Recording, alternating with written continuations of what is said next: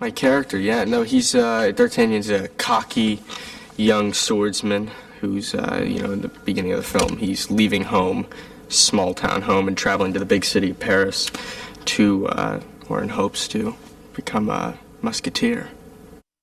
It's that fantasy when you're a kid, running around the house with, sticks or whatever, pretending like you're sword fighting, and, everybody wants to be D'Artagnan, everybody wants to be one of the Musketeers, and it's pretty surreal to actually be playing one of these characters. We went through months and months of training to be able to look like I could sword fight in this movie. So we trained for like maybe 3 months before filming, and then throughout filming, just every day, kind of perfecting a new fight sequence. And, our goal was to show audiences something that they have never seen before. So we worked really hard at making this movie look amazing. To read a script at home, or when you read this movie at home for the first time, like I'm from Los Angeles and in that city, in my room, in my normal life, I found it very difficult to get into the role or kind of understand the character. But the minute we got out here and, landed in Germany and started rehearsing at these locations and the wardrobe and everything, it just kind of came together naturally. Lady, I look at her as really one of the most modern women in literature. She's incredibly smart and single and living in a man's world, dealing with men, yet she's respectable. She can go in and out of different worlds, different societies, and she gets away with it.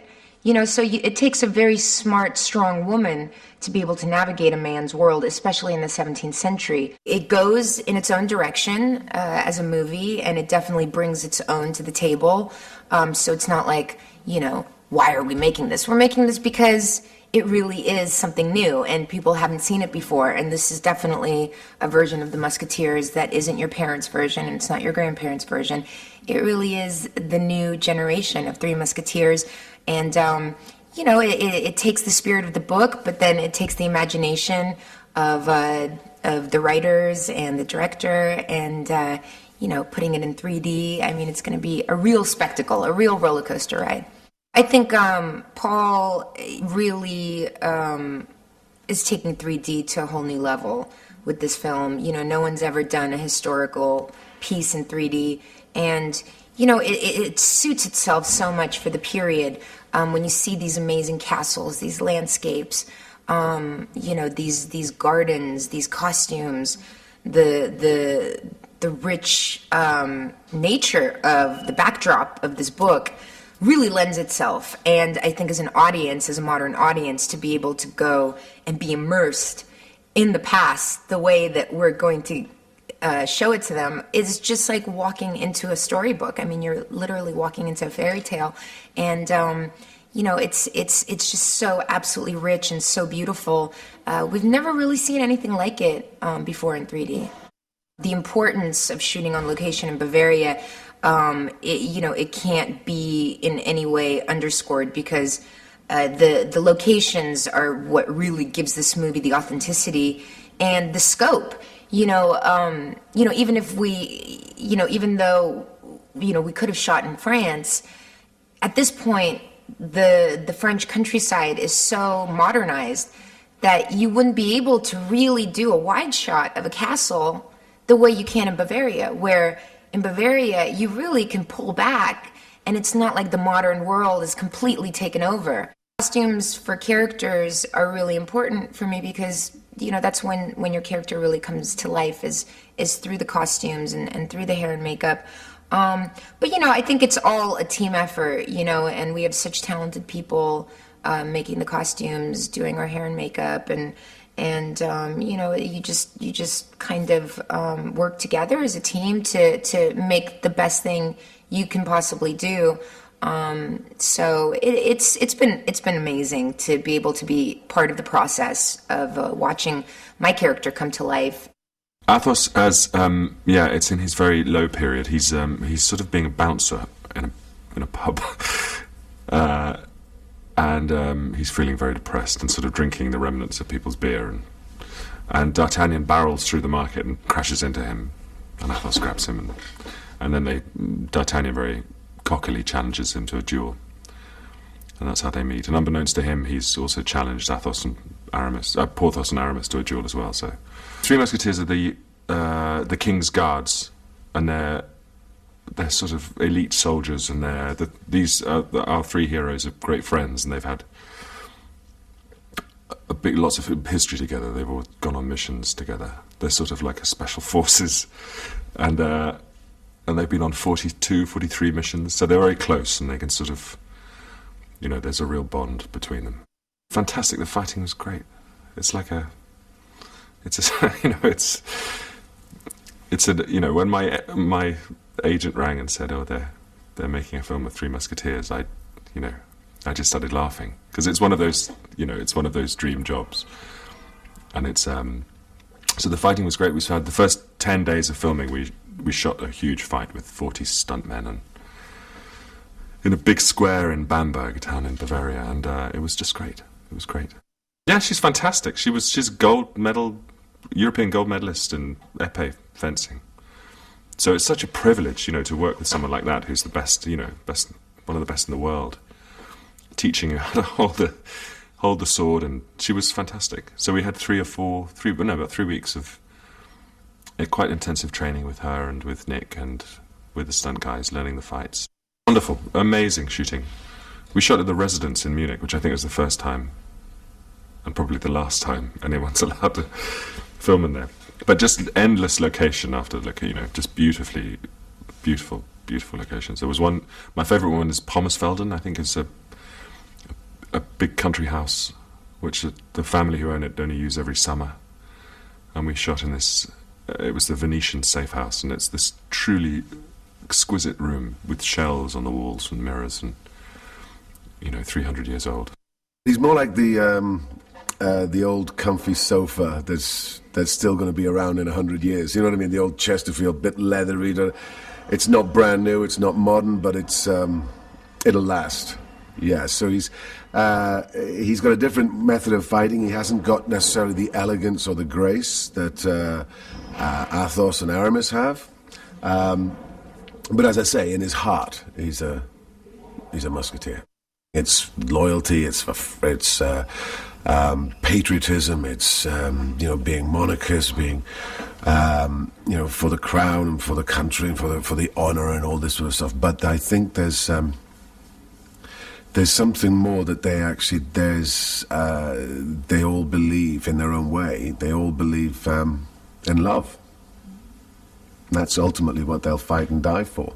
When you're shooting normal 2D cameras, you can, if you're using swords as your principal weapon, you can lay the sword off to a side and adjust the camera position, and so you can actually, you can have a double safety there, that the sword is actually ending up here, and so you can block it. With 3D, you kind of can't have that, because you've got this such a encompassing view. Everything has to be on target. So the discipline of the fights and everything is a much higher level.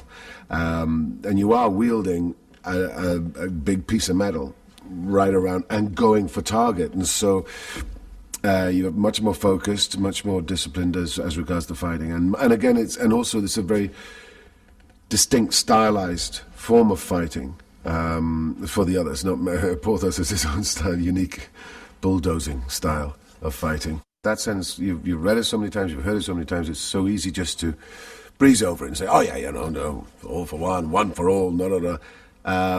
But getting to play it, as I say, you do get to feel what it's about, and it's it really does mean something to them.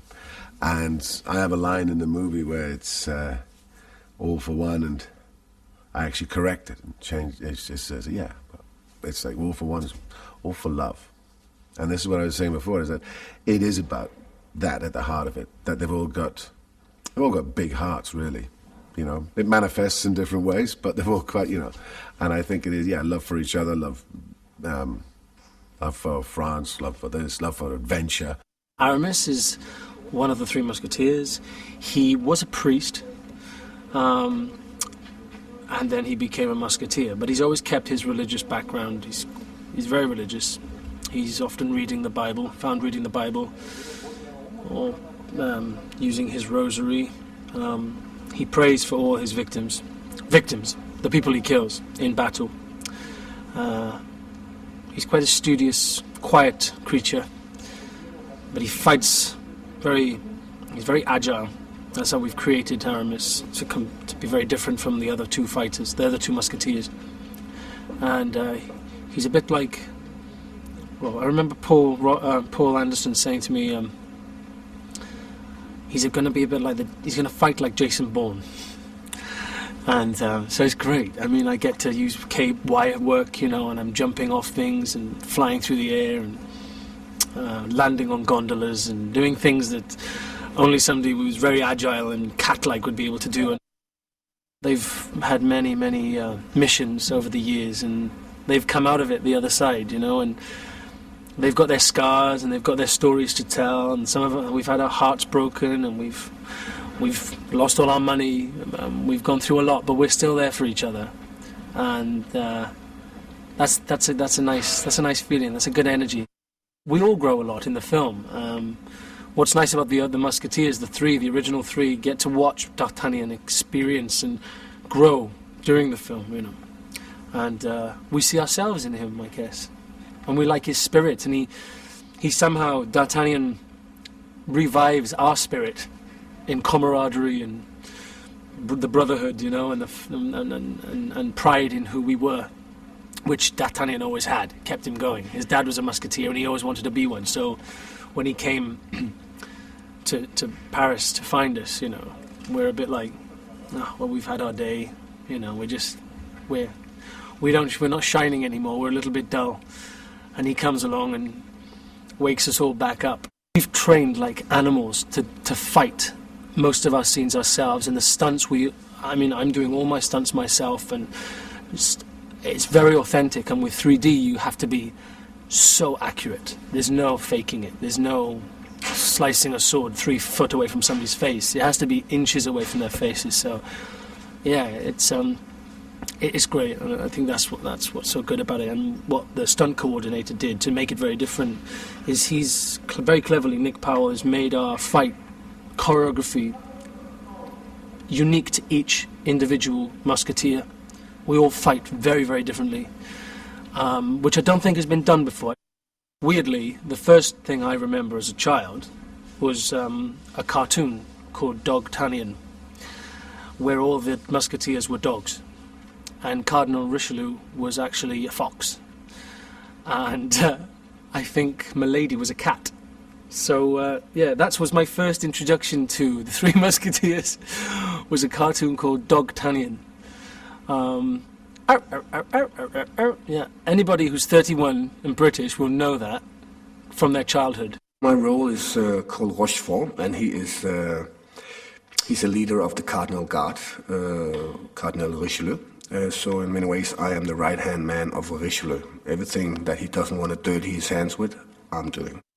I did watch films like this, and specifically the Gene Kelly version. And yes, I dreamt of being one of the guys up there, flying around, dancing around with the sword. It was so elegant, it was so charming.